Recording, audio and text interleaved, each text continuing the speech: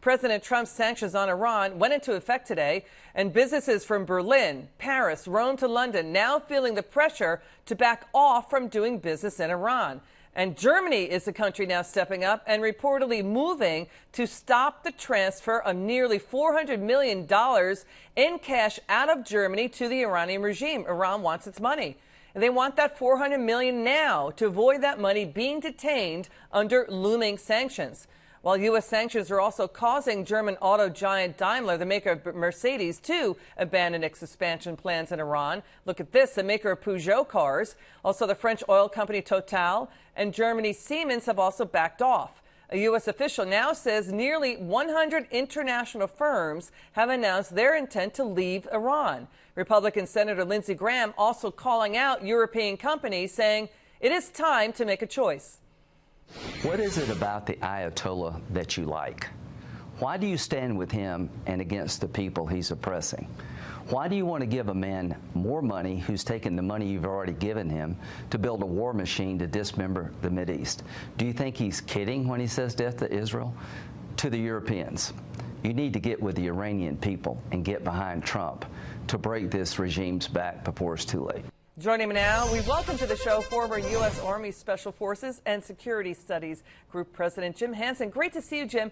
So the threat of being cut off from the U.S. financial system, is it enough for European companies to say, you know what, we're not going to help Iran with its major exports of Islamic revolution, right?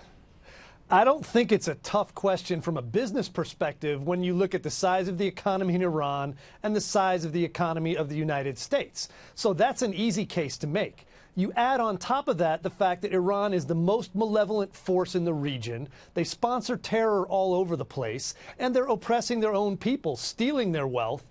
I don't think it's something that any decent country should be able to countenance, and right now they seem to be stepping in line, and that's good. You know, Jim, it looks like we are at a hinge point right now, an interesting development. Europe was thought to be saying to Iran, we will still work with you on a nuclear deal, but now this, Germany, we know that Germany is Europe's economic engine. The fact that, Jim, it's reportedly moving to stop Iran from getting $400 million in cash out of Germany is significant because Germany's central bank often partnered with Iran to circumvent U.S. sanctions. And now you've got a 100% clear message coming out of the U.S. administration.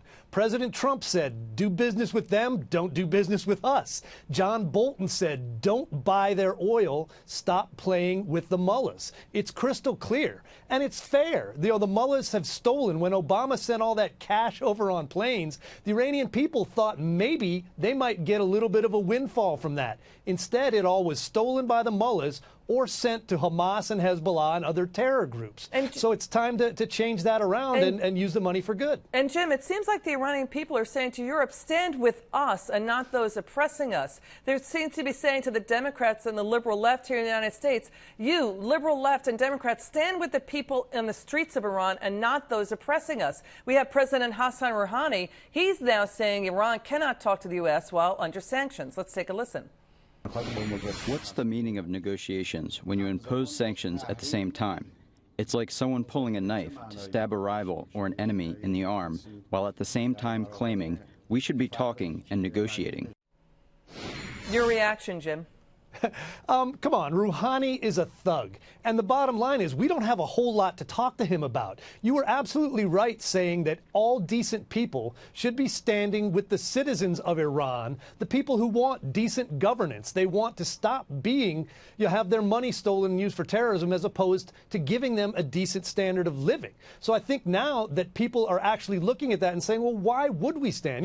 The Obama administration decided that the Iranians were a partner for peace. They were wrong.